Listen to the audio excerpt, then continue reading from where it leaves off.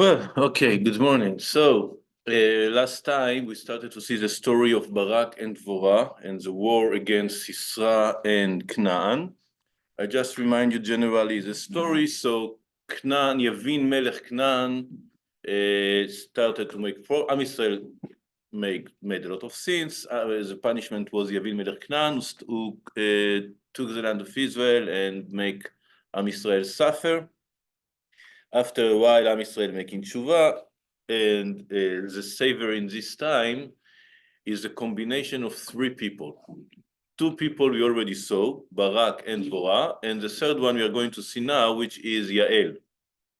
We didn't see the story until the end, so we're still missing one person. So we try to explain the situation, the story from a realistic point of view to understand what's happened there. The Tanakh just says that Barak was in Ar Tavor. He called 10,000 people from two tribes, Zvulun and Naphtali. They went on the mountain, and then Dvorah told Barak, I will attract, Hashem will bring Sisera to fight with you there, and then I will give him in your hand.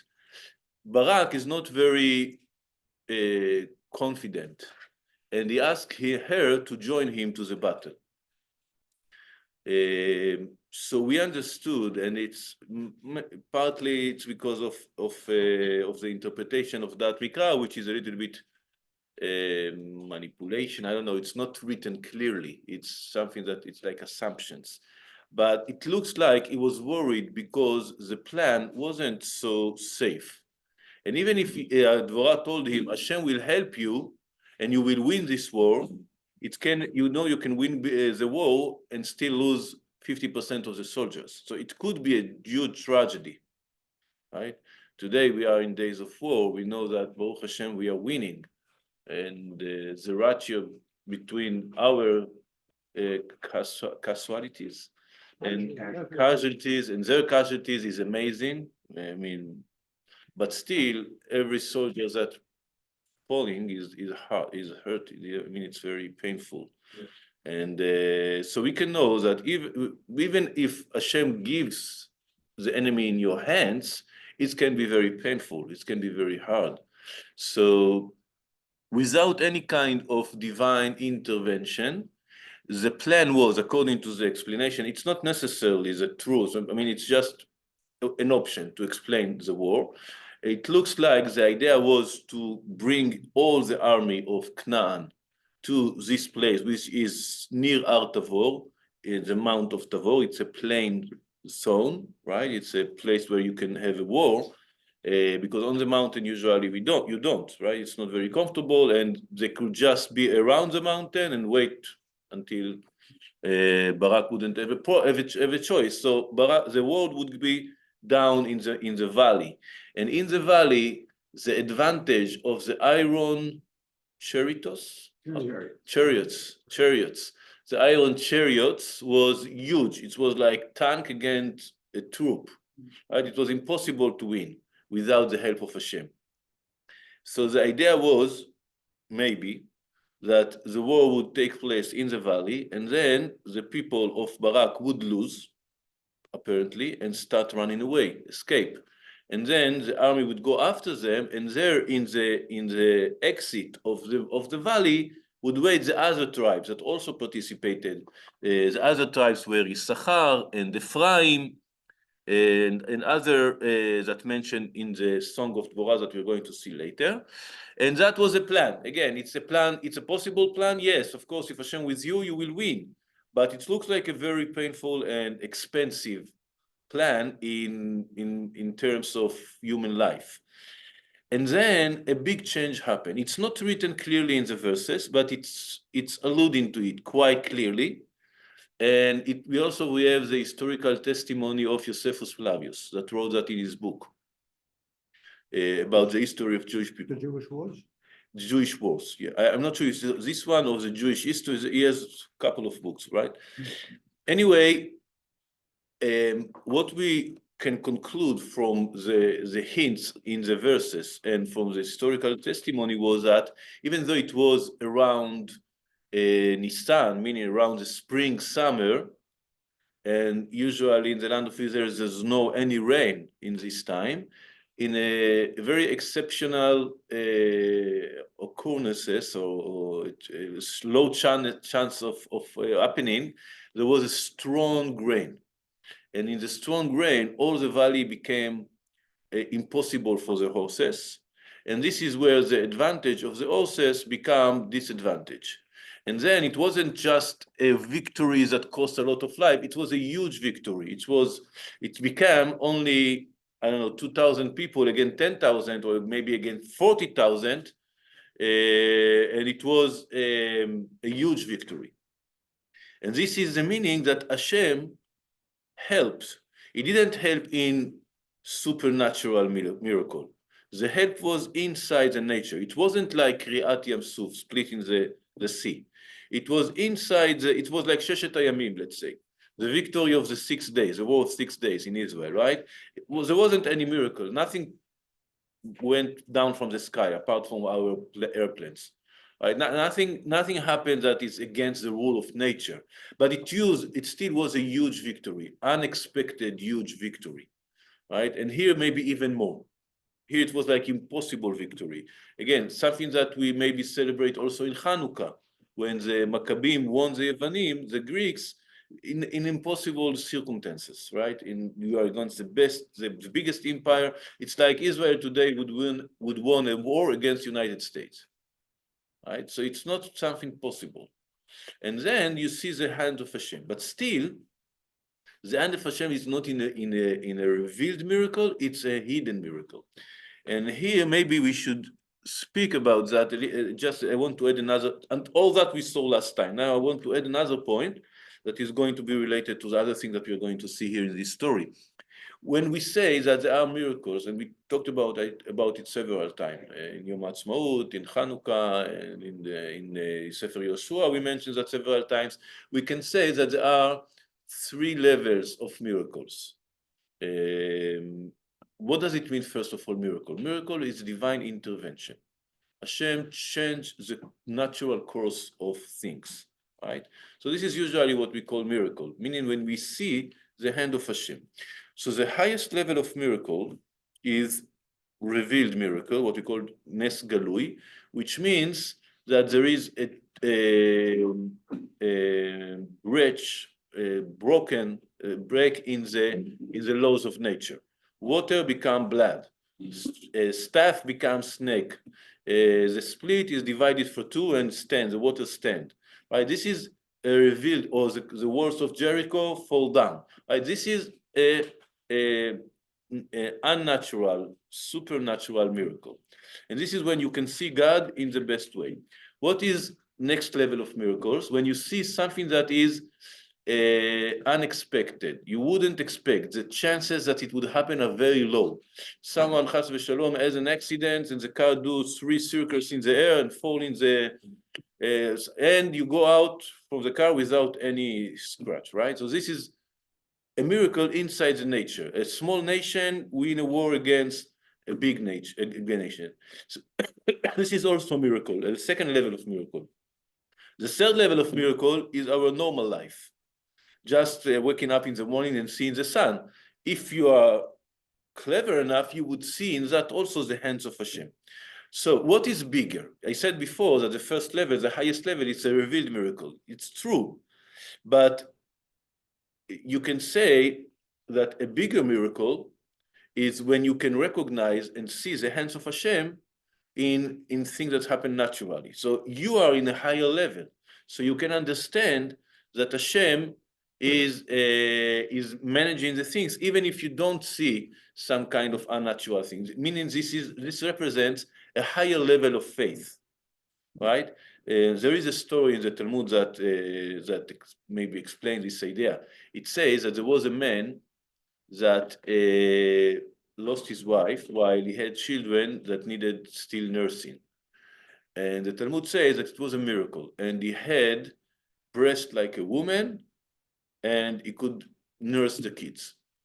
So there were two rabbis in the Talmud. One says, what a great person is this person, right? That Hashem did a miracle for him. So he is a great person. Hashem doesn't do miracle to anyone. So that means he's a real righteous tzaddik, high-level person. But the others say, no, what's bad is that person, that Hashem had to change the rules of nature for him. So we can say that the rule of nature are also the hands of Hashem. And when things happen inside it, it's a higher level. So according to this point of view, unrevealed miracle is better and greater than revealed miracle. But this is one way to see the things. But the other way, and this is what Ramban wrote in Perush Torah, that we are elevating to being able, we needed miracles in the beginning of our history, now we don't need that anymore. We should be able to find Hashem without that. So this is one way to look on it. The other way to look on it is when you think Hashem doesn't want to make miracles because he is far away from us. He doesn't want to intervene and to reveal himself because we don't deserve it. And this is, look, what is the story here. And that's the reason that Dvorah told Barak, it's not going to be your glory. And we'll see in the songs that not everybody participated. Here we are not talking about a higher level that Hashem doesn't need to make a miracle. We are talking in a level we are not deserved to have a miracle. People didn't make enough effort. Am Israel wasn't united. They were going once and over again to the idolatry, right? So we are not in a level to have miracles. And that's why looks like everybody goes here not in a smooth way. Everything is complicated. We'll see even the end of the story, it's not so, not like what we expect to be in a normal situation. I will add on that. So this is, I think, the general message of the chapter, that we don't deserve more than that. Even the miracles that happened is not written clearly. It's written in a hidden way. You should find hints from seventh and understand, oh, there was a rain, right? So it's not written, it's not revealed. It looks like Hashem is hiding from us because we don't deserve a better revelation. So now let's continue with the story. Oh, I have to add a translation.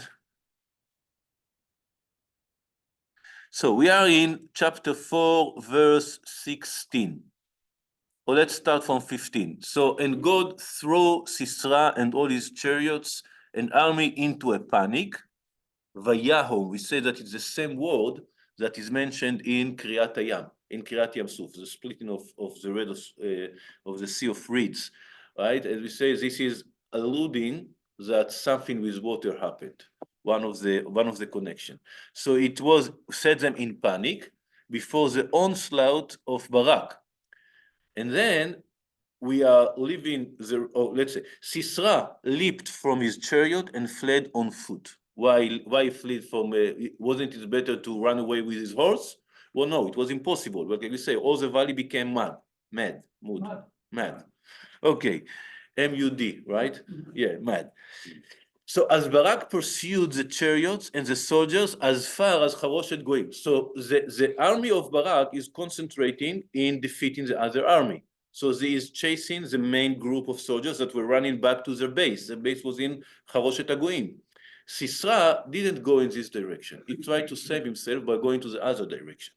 So he leaped from his chariot and fled on foot.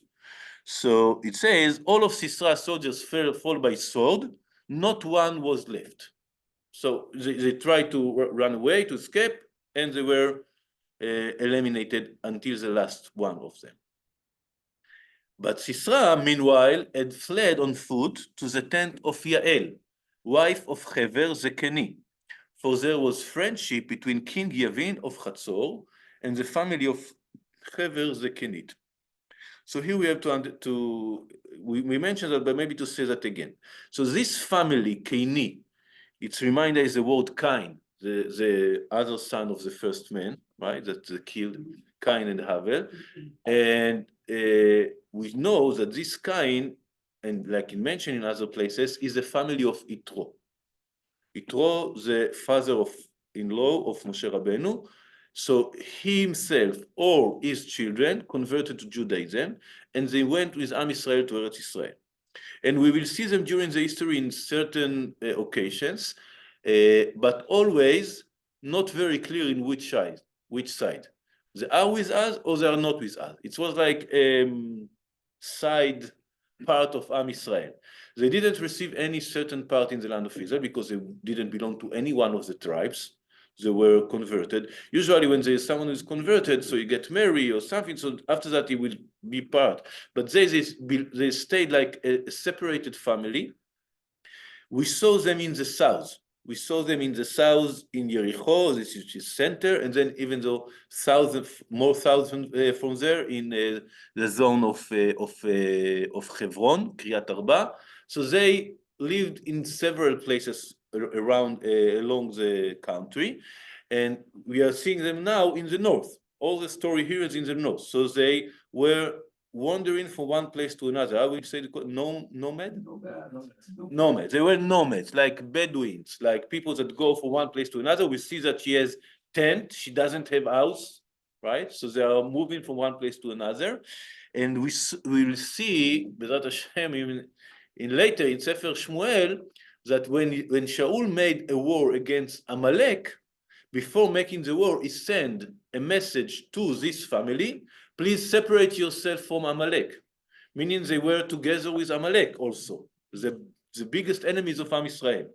So it wasn't very clear what side they are. And we also saw that maybe here it says that the one who transferred the information to Sisra that Barak is gathering his army was them. They transferred the information to Sisra.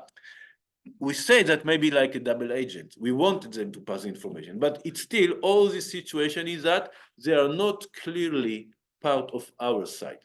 And that's the reason that Sisra felt safe to go to Yael, to go to the tent of Yael, because it wasn't clear that they are against them. They were, and that's what he says here, there was peace between Yavin Melech Hatzor and the family of Hever Ekenit. So he's going there, like I said, he's trying to save himself. And then Yael came out to greet Sisra and say to him, come in, my lord, come in here, do not be afraid. So she's doing this brave action. Doesn't clear where her husband was. She had a husband because it said Yael Eshet Hever Akeni, the wife of Hever. So she had a husband, but the husband wasn't at home. So inviting someone at home when the husband is not there is already looks suspicious a little bit, right? But she wanted to acquire his confidence. And then she told him, he said to her, please, let me have some water. I am thirsty, right? After a day of battle, of course, you are first thirsty. She opened a skin of milk and gave him some to drink. So he asked for water and she gave him milk. Why? What it says here in the Tanakh, in the Mefarshim explain that milk is with fat. Today we drink a skinny milk, but the original milk has more fat in it, and it's something that makes you heavy. So after a day of war, and after drinking and eating cheese and drinking some heavy milk, you become very, very, very tired. So he fall down. So she wanted him to sleep, but sleep strongly. So she opened a skin of milk and gave him some to drink, and she covered him again. So a question, if she wanted him to sleep very strongly, can she do something else? Or in other words, did they only have a cup of coffee, or did they do something else? It's not very clear. What? Give him wine. I meant other things.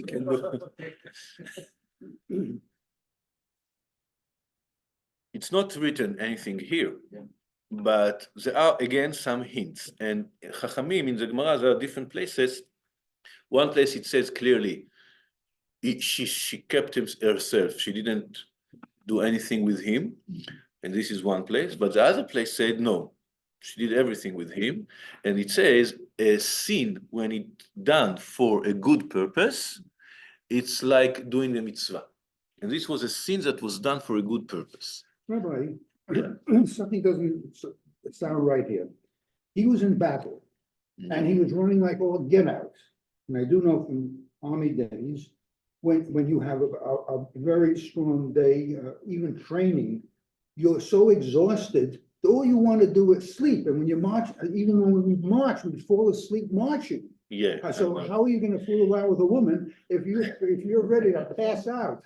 I tell you something, when your defense alarms are high, your adrenaline won't let you sleep, even if you are after one day of battle. When you are stressed, when you are running for your life, when you feel attacked, and you know your life depends on that, you will be with a lot of adrenaline, and even after 12 hours, 20 hours, you won't be so, you will be exhausted, but you won't feel it until you drink milk or do other things, right? So you will be, so that's what she wanted, to lower his defenses, you say? To lower his defenses. So she gave him milk, maybe other things. She covered him with a blanket, yes. This is here the only place in the Bible that the word blanket is mentioned, smicha. Only place in the Bible. So there are some speculations that maybe this is not what we use today. The word in Hebrew, smicha. So there are some speculations that it has other interpretations, that it's not a blanket. Anyway, we leave it like that, simple. Anyway, so now he's a little bit more calm. He drank something, right? He feels safe. And he told her, so, okay, I must, now it's opportunity to, the adrenaline can go down and I can rest a little bit.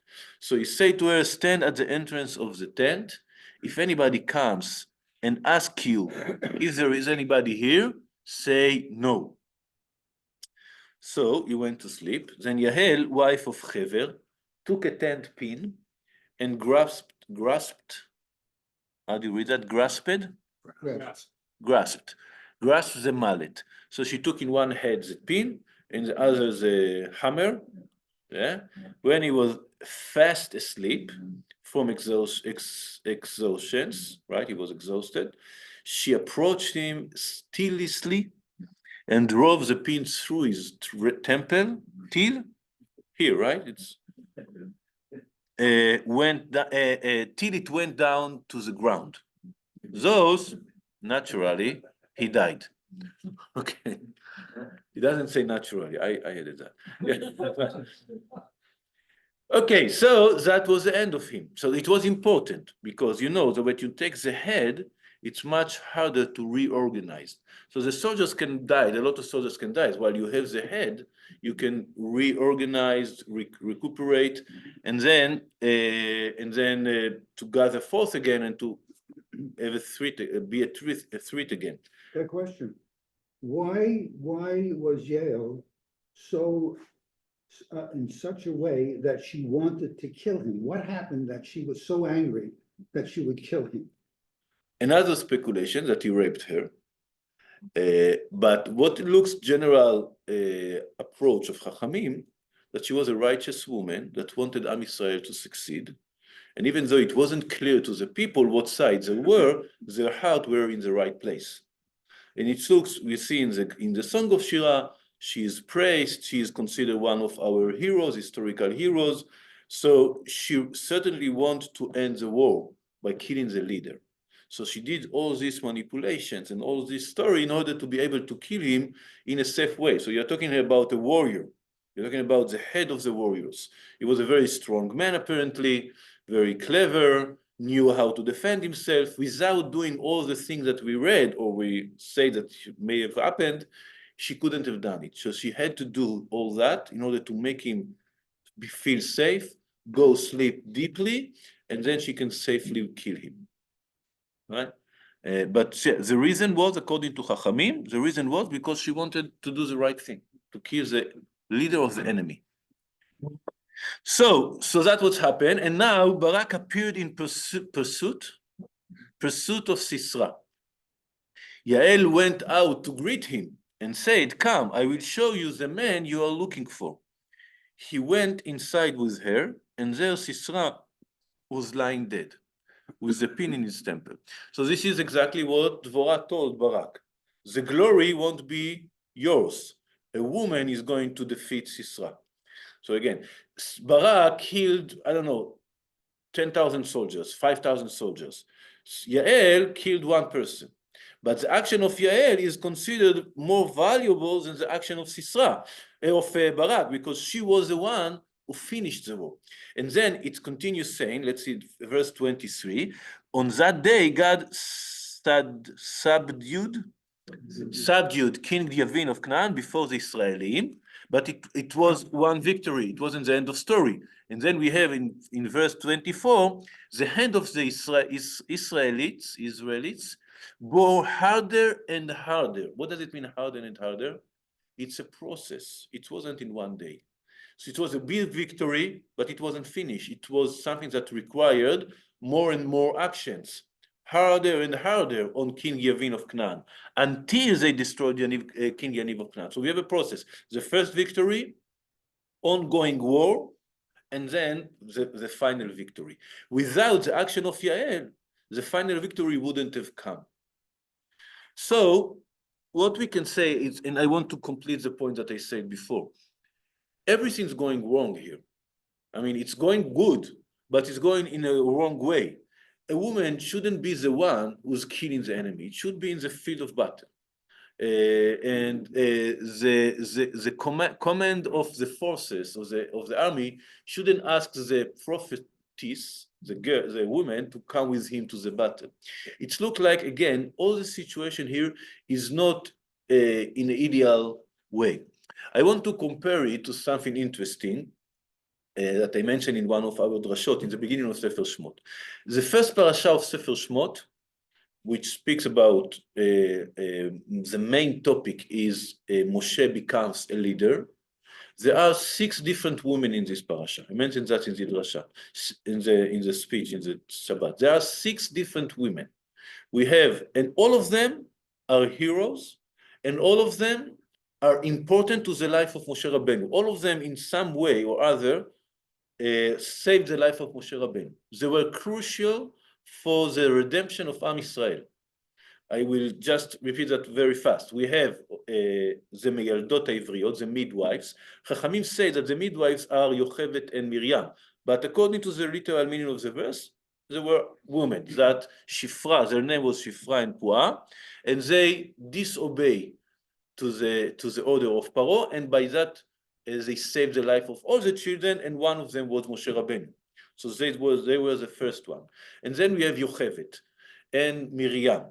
So Miriam kept Moshe Rabbeinu, but also according to Chachamim, she was the one who convinced Amram to return with Yochevet because they were separated because of the decree of Paro. So Miriam and Yochevet, the mother gave life, and Miriam was the one who pushed for that and also saved him. So she was another one. The 5, we have already 4: Shifra, Puah, Miriam, and Yochevet.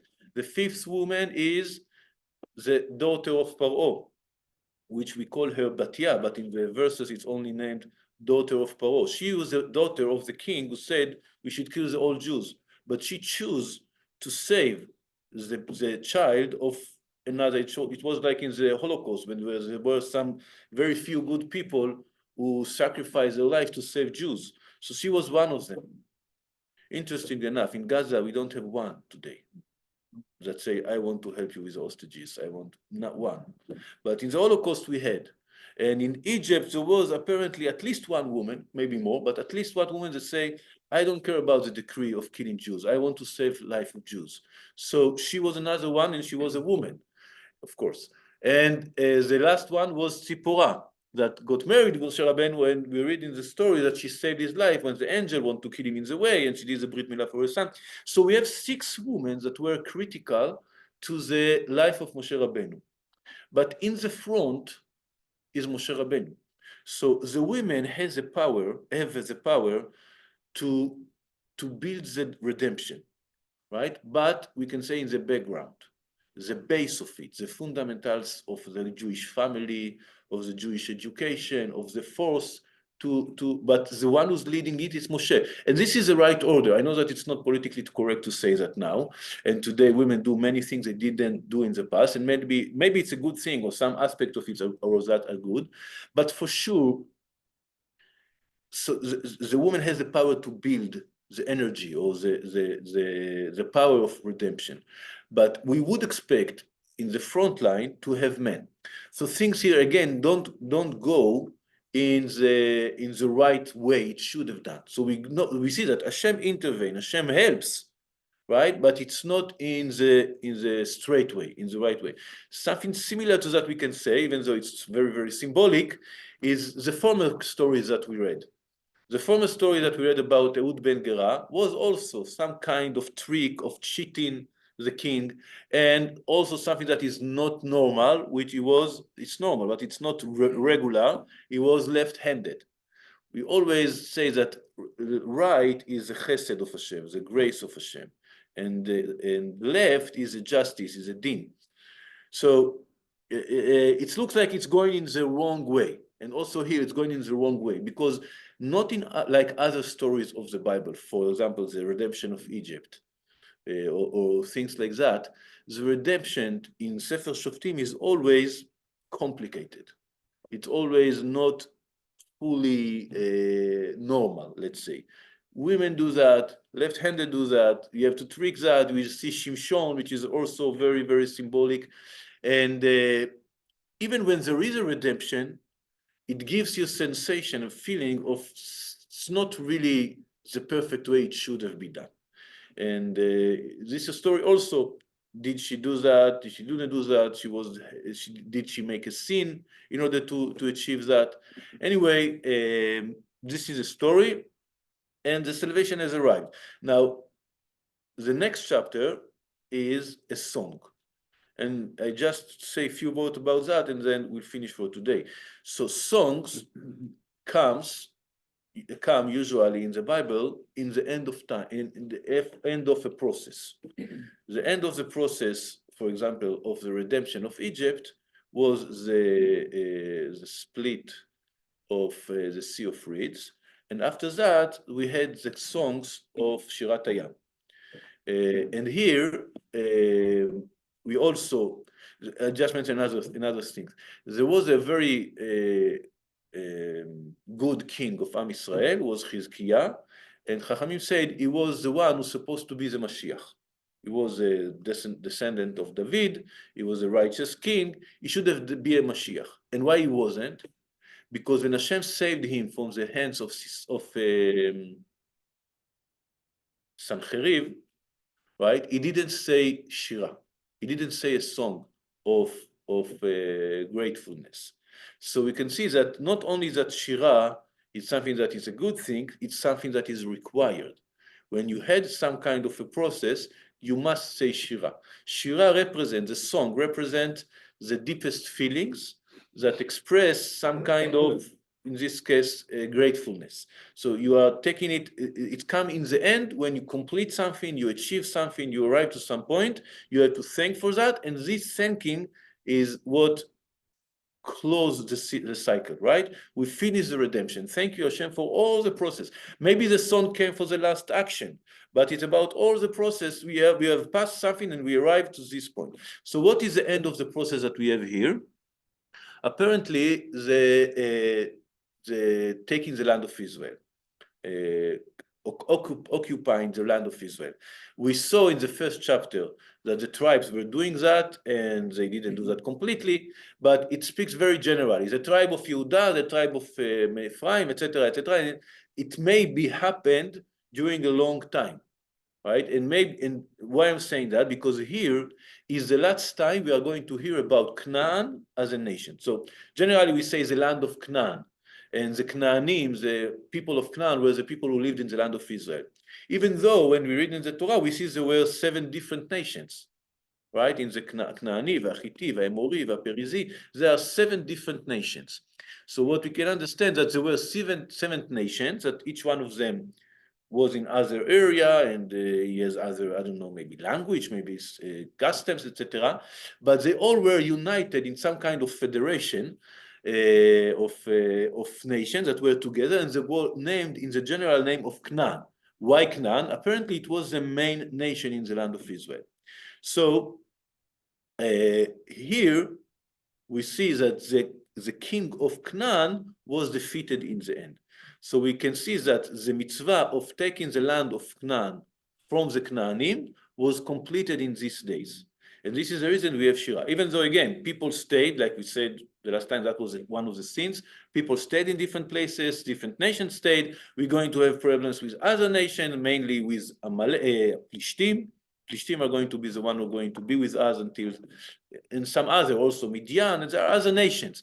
But the main nation that was in the land of Israel was Canaan, and it was defeated in this war. And that's the reason that we have Shira. We have the song at the end of this process of taking the land of Canaan. Okay, so B'ezrat Hashem, the next time we are going to start seeing the song, which is interesting, but a little bit hard to understand. Some of the words are not clear. Well, we see that B'ezrat Hashem. Thank you very much. Thank you, Rabbi. And